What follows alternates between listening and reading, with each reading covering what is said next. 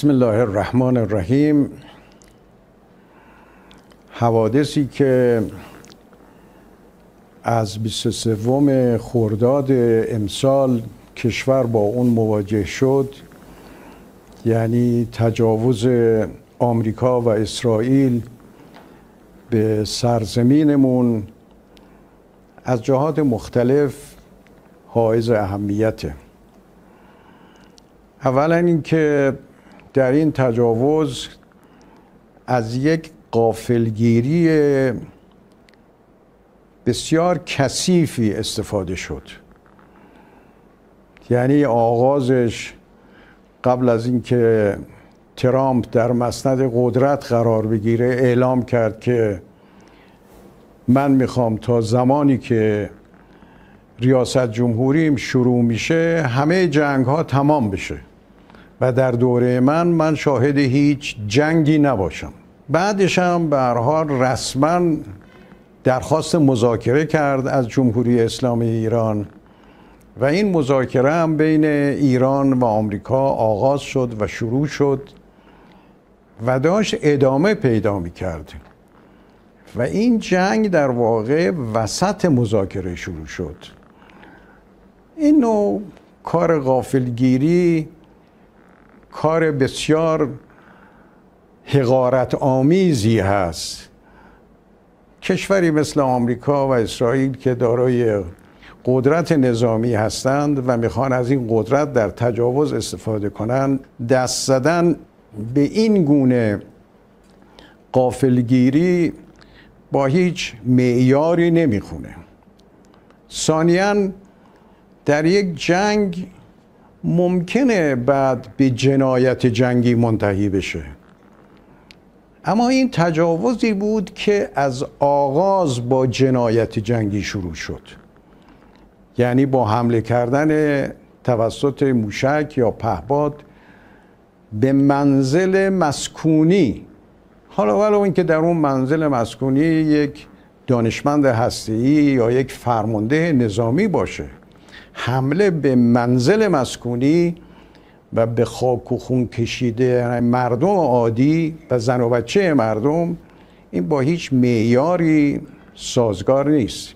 مسئله سوم این که این جنگ آمریکا و اسرائیل نبود. جنگ آمریکا و اسرائیل به کمک بیش از 40 کشور بود. تقریباً اکثر کشورهای ناتو در این جنگ حضور داشتن، مشارکت داشتن.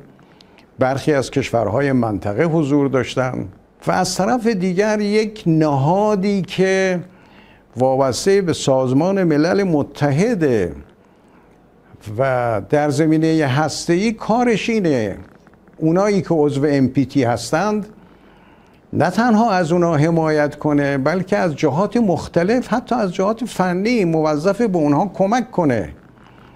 این نهاد بیاد در این توطئه مشارکت بکنه. این هم از این چیزهای عجیب بود که 22 خرداد اینا در شورای حکام قطعنامه علیه ایران تصویب کردند که این طرح رو 3 کشور اروپایی و آمریکایی داده بودند و 19 کشور از این طرح حمایت کردند که این یک بهانه‌ای بشه برای اینکه روز بعد، یعنی روز جمعه، آمریکا و اسرائیل به ایران حمله کنند. خب اسرائیل و آمریکا سالها بود اینها دشمن جمهوری اسلامی ایران بودند، دشمن ملت ایران بودند، در مقاطعی هم تجاوز کردند. خب آمریکایی‌ها ماجرای طبس رو دارن. در همون سالهای اول انقلاب در سال 59 آمریکایی‌ها در سال 66 و 67 در جنگ ایران و عراق حضور پیدا کردن و مداخله کردن. قبلش هم البته مداخله اطلاعاتی می‌کردن، اما مداخله عملیاتی در خلیج فارس کردن که منتهی شد در 12 تیر 67 به سرنگونی هواپیمای ایرباس مسافربری. در مقاطع دیگر هم آمریکایی‌ها طراحی حمله به ایران داشتند. مثلا در سال 78 به دلیل موضوع حادثه خبر و انفجار خبر و تحقیقاتی که FBI کرد از سال 75 در 78 آمد اعلام کرد FBI که این عملیات توسط ایران طراحی شده بوده و اون وقت بحث حمله احتمالی آمریکا به ایران مطرح بود که حالا از اون عبور کردیم که حالا در یه زمانی میشه تفصیل اون رو بیان کرد. در سال 80 بعد از موضوع برج‌های دوقلو یک بحث این بود که آمریکا به چه کشوری حمله کنه. بحث ایران هم اون وقت مطرح بود که البته عملاً اونها به افغانستان حمله کردن. بعد در سال 81 دو مرتبه این بحث مطرح شد که بعد افغانستان نوبت ایران باشه یا نوبت عراق باشه که برخی حامی این بودن که عملیات علیه ایران انجام بگیره، مخصوصا اسرائیلیا، که خب منتهی شد به حمله آمریکا به عراق.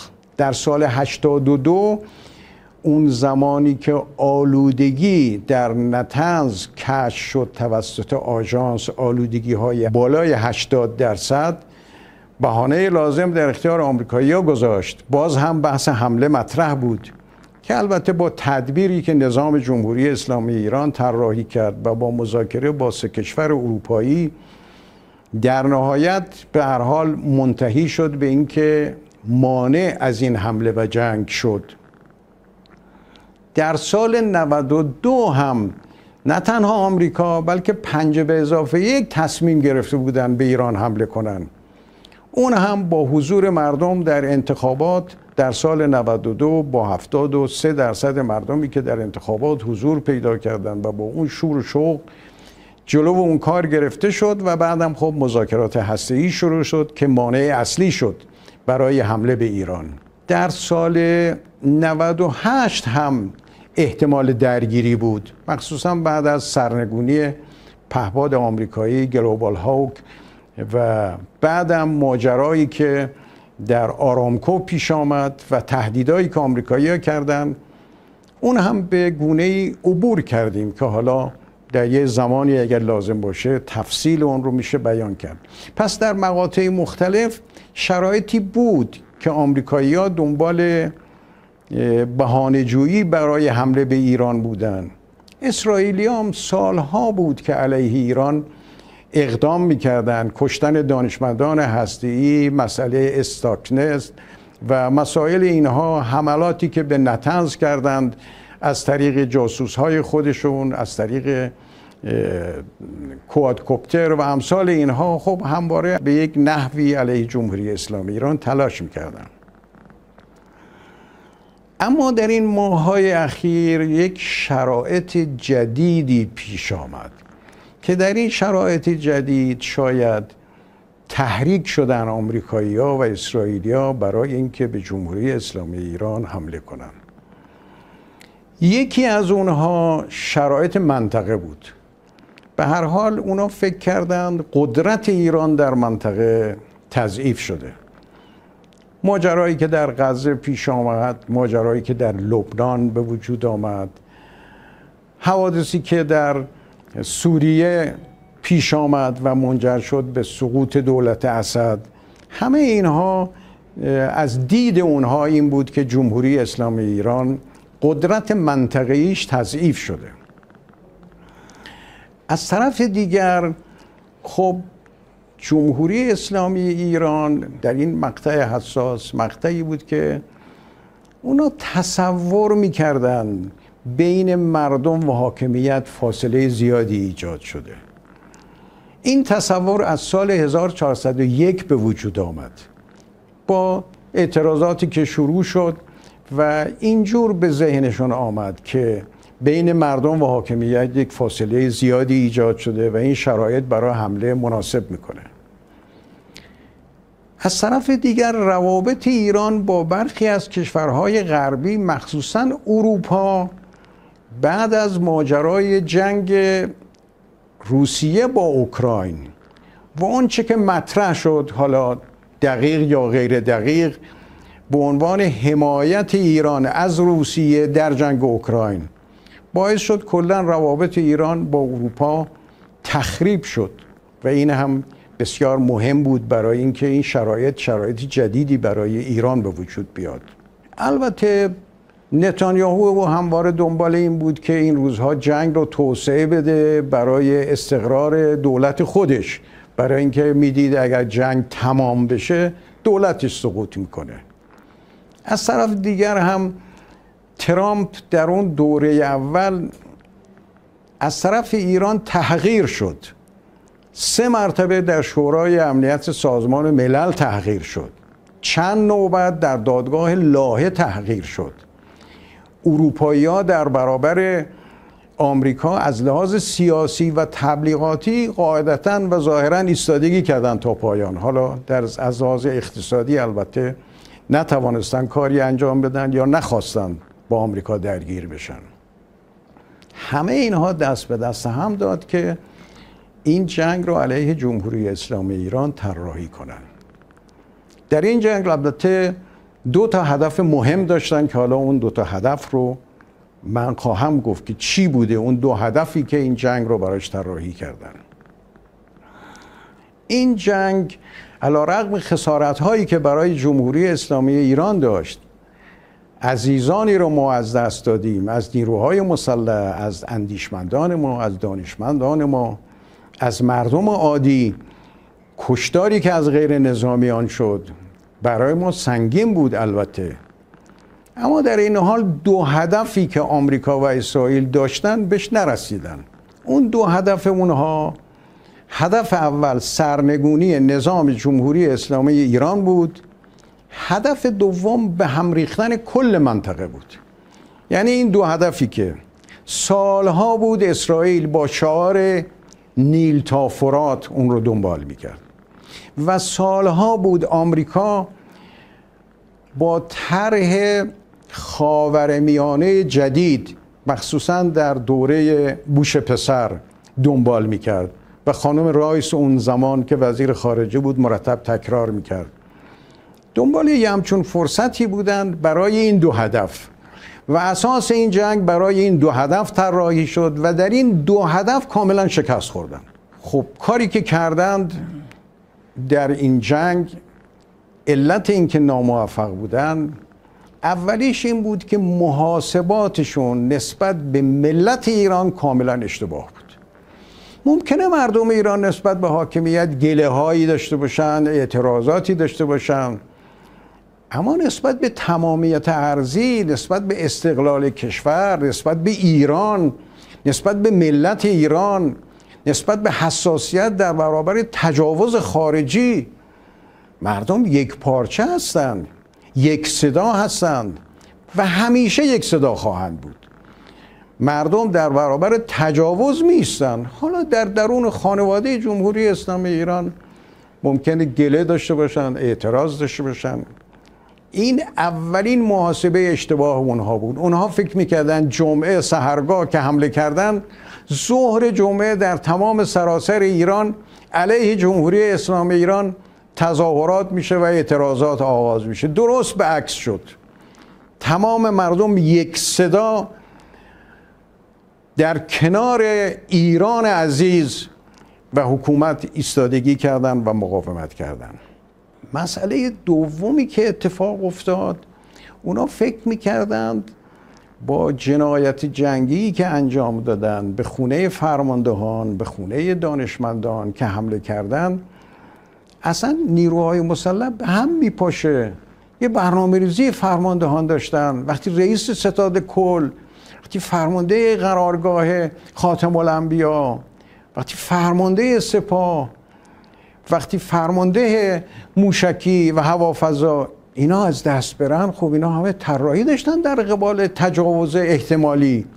خب وقتی فرماندهان نیستن چجور میشه از نو طراحی کرد؟ پس حداقل چند هفته به تأخیر میفته و اونا به اهدافشون میرسن.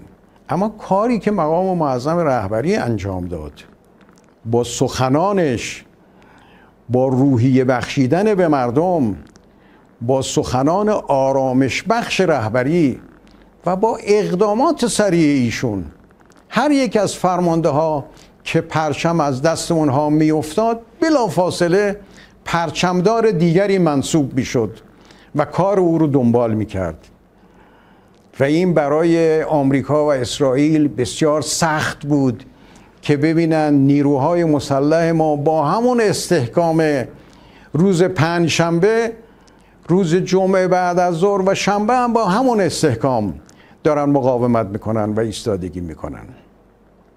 مسئله سومی که مد نظر اونها بود، اونا فکر میکردن با بمباران کردن چند تا مرکز موشکی و چند جا عرض کنم که از لانچرهای موشک و دیگه توازن به طور کامل از بین رفته و ایران قدرت پاسخ دادن نداره، در حالی که جمهوری اسلامی ایران قاطعانه در برابر تجاوز اسرائیل ایستادگی کرد و با موشک هایی که به تل‌آویو و حیفا پرتاب کرد نشون داد که توانمند، قدرتمند، ایستادگی میکنه. و اون گنبدی که درست کردن اسرائیلیا سالیان دراز و در ماه‌های اخیر ترامپ همه نیروهاشو فرستاد تو اسرائیل، تاد رو با همه افرادی که در کنار این سیستم تاد بودن از آمریکا رفتن اسرائیل که جلو این موشک ها رو بگیرن. در این حال موفق نشدن و بزرگترین شکست رو اسرائیل در دوشنبه احساس کرد. اسرائیل طراحیش این بود یک جنگ 4 روزه رو انجام بده با آمریکا و روز پنجم روز پیروزیش باشه. روز دوشنبه طراحیشون برای زدن سران سه قوه و جلسه شورای عالی امنیت ملی با شکست مواجه شد که اسرائیلیا به برخی از کشورهای اروپایی خبر داده بودند، حتی به برخی از کشورهای شرقی هم خبر داده بودند که دوشنبه همه چیز تمامه. و آقای ترامپ هم جلسه G7 رو رها کرد و گفت من میرم. یکی گفت برای آتش بس میری، گفت نه، هدف خیلی مهمتریه، شما خبر ندارید، بعد میفهمید. اون رفت برای اینکه پیروزی روز سه‌شنبه رو از کاخ سفید جشن بگیره.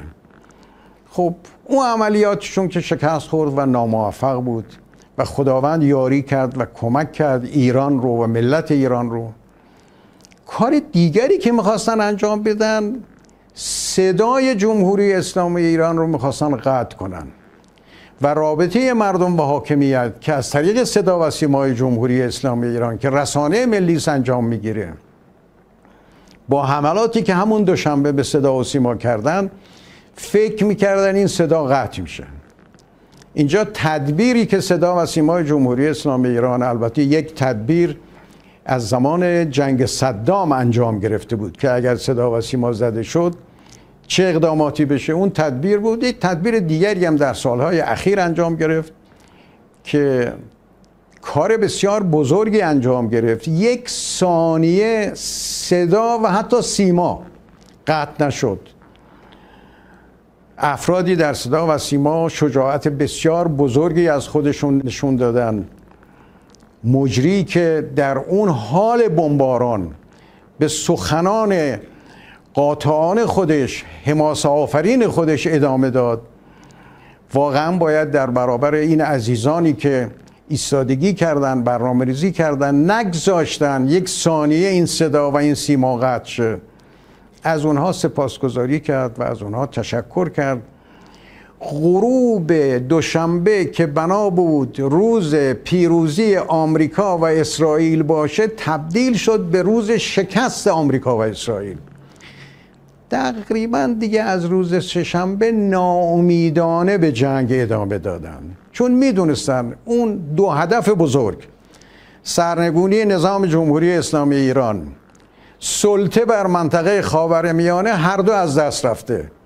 فقط از سه‌شنبه به بعد تلاش میکردن یه جوری ادامه بدن که با بی‌آبرویی به آتش بس نرسن و اون کار رو هم طراحی کردن که آمریکا بیاد حمله کنه به یک مرکز هسته‌ای ما با هواپیمای B-2. حالا اخیراً ترامپ گفته ما 20 سال بود تمرین میکردیم. البته حالا خود هواپیمای B-2 و F-35 هر دوی اینها و بمب‌های سنگرشکن عمرشون خیلی طولانی نیست. B-2 مربوط به سال حدود 2000 میشه، F-35 هم مربوط به سال 2005-2006 میشه در واقع. اما حالا اونا میگن ما تمرین‌های زیادی در این 20 سال کردیم. هرچه به هر حال آمدن حمله کردن، اما در این حال پاسخهای جمهوری اسلامی ایران بعد از حمله به فوردو قوی‌تر، مخصوصاً با موشک‌های سوپرسونیک و فراسوت کار بزرگی انجام دادن. در واقع اسرائیل و آمریکا دچار پوچی شدن، دیدن ادامه اونها هیچ خاصیتی به حالشون نداره، به اهداف اصلیشون نمیرسن و البته صدمه زدن به مراکز هسته‌ای ما. خب این مهم بود، اما در این حال هدف اونها بحث هسته‌ای نبود، هسته‌ای یک بهانه بود. اونی که براشون مهم بود نظام جمهوری اسلامی ایران بود و کل منطقه بود که اینها هم در هر دو ناموفق بودن. خب ناچار شدن خودشون پیشنهاد آتش بس بدن. جمهوری اسلامی ایران هم تدبیرش بر این قرار گرفت که این آتش بس رو بپذیره. اما در این حال ما نباید غافل باشیم.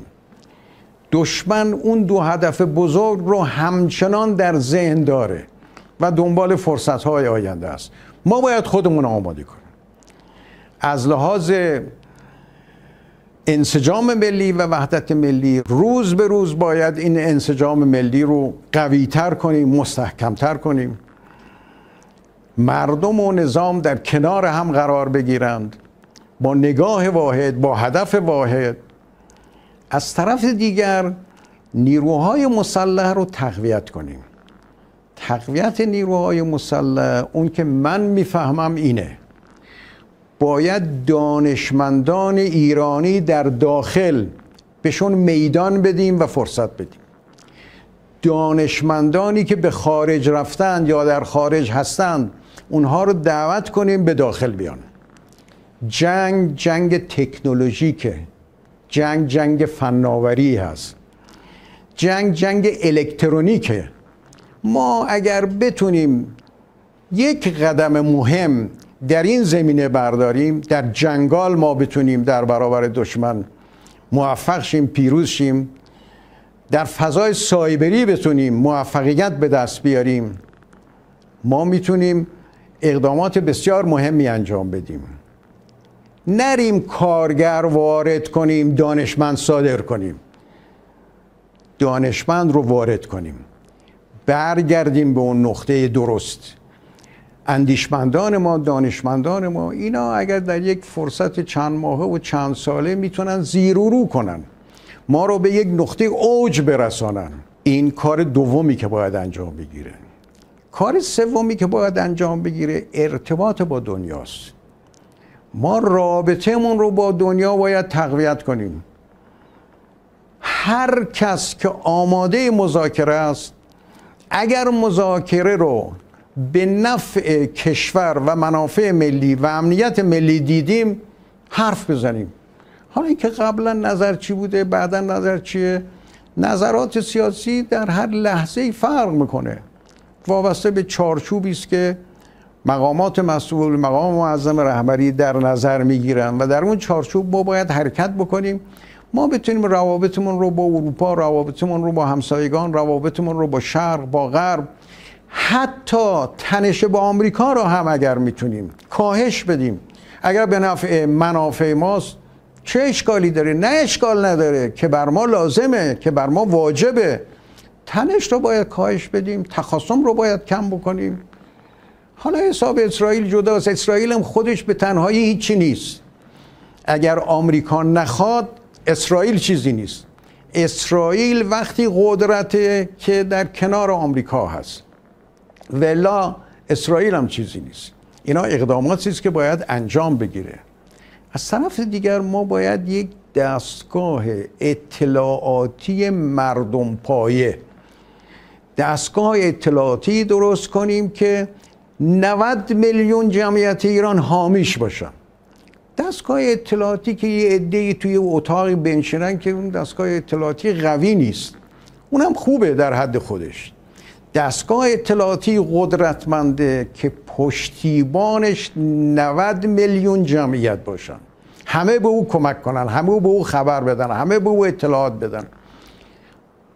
اونی که در سال 60 و 61 هم ما تونستیم در برابر توطئه هایی که علیه جمهوری اسلامی ایران موفق باشیم، مردم بودن آمدن به صحنه.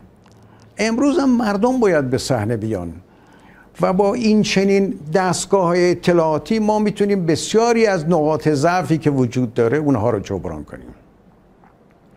اما در کل برای اینکه ما خودمون رو برای آینده آماده بکنیم، درس‌های لازم رو بگیریم، نقاط ضعفمون رو جبران کنیم، نقاط قوت رو تقویت کنیم، دو کار اساسی باید انجام بگیره.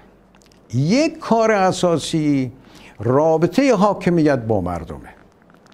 رابطه حاکمیت با مردم به این نیست که تعریف کنیم از مردم، تشکر کنیم از مردم. نه، مردم خواستهایی دارن، باید به خواست مردم توجه کنیم. مردم چی میخوان؟ مردم یک دستگاه سیاسی میخوان در سیاست داخلی بر مبنای نظراتی که دارند همه افرادی که ملت و اکثریت ملت میخواد اونا بتونن کرسی مجلس رو تصاحب کنن، اونا بتونن در صحنه فعال باشن. برای این کار ما باید اجازه بدیم احزاب قوی تشکیل بشه، احزاب قوی کاندیداها رو معرفی کنن، صلاحیت کاندیداها رو قبل از اینکه به این و آن واگذار کنیم به همون احزاب واگذار کنیم.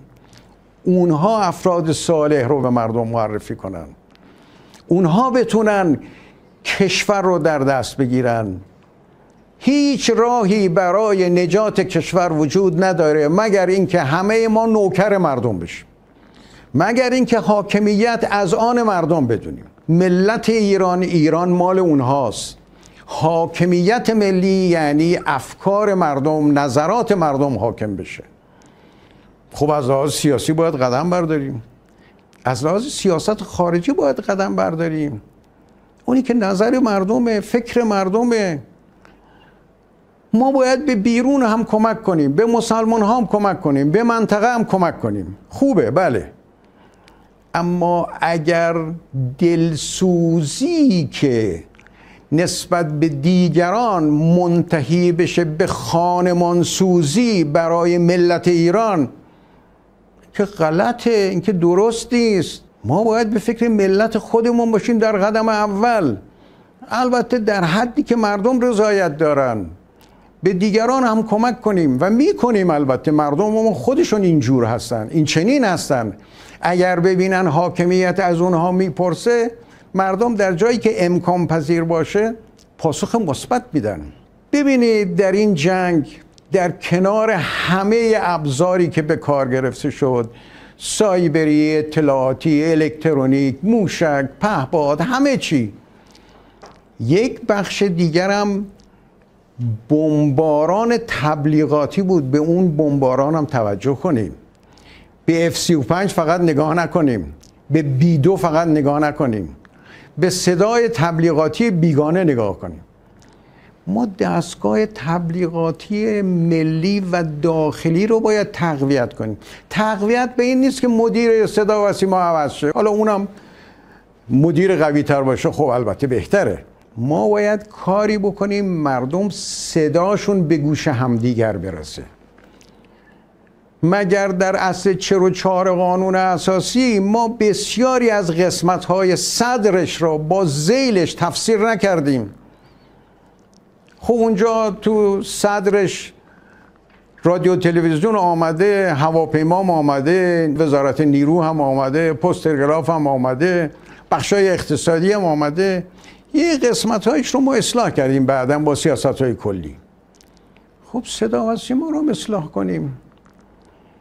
2، 3، 4 کانال ملی داشته باشیم، مال دولت باشه. 10 تا 20 تا 30 تا کانال هم داشته باشیم، خصوصی باشه، مال مردم باشه. البته در یه چارچوبی با نظارت جمعی. الان چطور روزنامه داریم؟ روزنامه ها داره چاپ میشه، یک جمعی هم هستن بر اون روزنامه ها نظارت میکنه. خب صدا و سیما هم همونه، چه فرق میکنه با روزنامه؟ اونم یه نوع رسانه، اون رسانه مکتوبه، این رسانه تصویری صوتیه، فرق میکنه. بذاریم مردم مسیرهای مختلف برای دریافت نظرات، برای مشورت‌ها، برای بیان. اگر می‌خوایم مردم با ما باشن، راهش ایناست. ما باید قوه قضاییه درست کنیم که اون قوه قضاییه به هیچ جناح و هیچ حزبی تعلق نداشته باشه. برای اون قاضی این جناح و اون جناح، این طایفه اون طایفه، این مذهب اون مذهب، این قوم اون قوم، هیچ فرق نکنه. برای این کار یک قوه قضاییه مستقلی مردم اینا رو میخوان. اگر ما میخوایم تقویت کنیم حاکمیت داخلی، راهش اینه. اگر میخوایم خواست مردم رو عمل کنیم، نیروهای مسلح رو ببریم در وظایف ذاتی خودشون، همونی که وظیفه ذاتیشه. اقتصاد کار نیروهای مسلح نیست، تبلیغات کار نیروهای مسلح نیست، مسائل سیاست داخلی کار نیروهای مسلح نیست، سیاست خارجی کار نیروهای مسلح نیست. نیروی مسلح وظایف ذاتی داره، وظایف ذاتی خودش عمل کنه، بهش کمک کنیم. بهترین سلاح، بهترین آموزش، بهترین ایمان در برابر همه دشمنان. دستگاه اطلاعاتی ما هم همینطور. دستگاه اطلاعاتی که بخواد تو کاسبی و تجارت و اینا باشه که دستگاه اطلاعاتی نمیشه. دستگاه اطلاعاتی درست کنیم که تنها کارش کار اطلاعات باشه.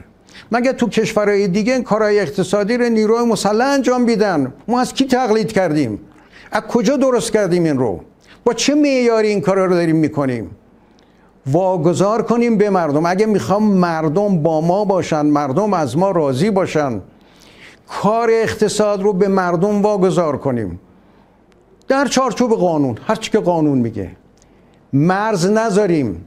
این آقا حق داره تا اینقدر میلیارد، بالاتر که رفت باید بریم سهامشو بگیریم. نه، مرز نداره، سقف نداره.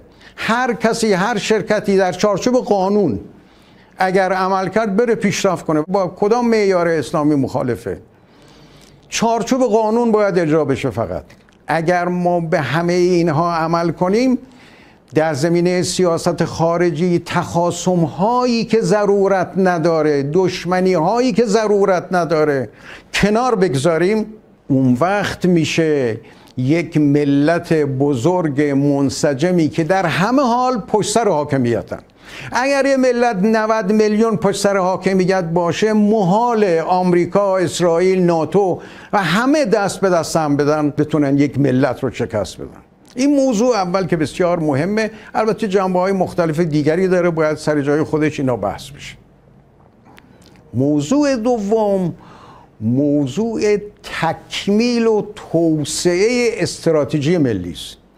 ما یه استراتژی ملی داریم. بعد سیاست خارجی داره، بعد سیاست داخلی داره، بعد فرهنگی داره، بعد امنیتی داره، ابعاد مختلف داره استراتژی ملی. این استراتژی رو تو این 46 سال عمل کردیم. یه جایش خیلی خوب بوده، اونا رو باید تقویت کنیم. یه جایش ضعیف بوده، باید اونا رو تغییر بدیم. استراتژی نوین رو باید طراحی بکنیم. ما اون چه در این 2 سال اخیر در این منطقه واقع شده و در این ماه‌های اخیر در جمهوری اسلامی ایران شاهد اون بودیم، دیدیم یه اشکالاتی بوده. این اشکالات رو باید رفع کنیم. این اشکالات رو مسئولین میتونن رفع کنن. شوراهایی که وظیفهشون این کاره میتونن رفع کنن. مقام معظم رهبری به راحتی میتونه هدایت کنه و ارشاد بکنه. حالا اگر یه جایی هم ما تردید داریم، یه جایی هم شک داریم که این کاری که بخوایم انجام بدیم ضرورت داره نداره، خب میشه با مردم مشورت کرد، از مردم پرسید.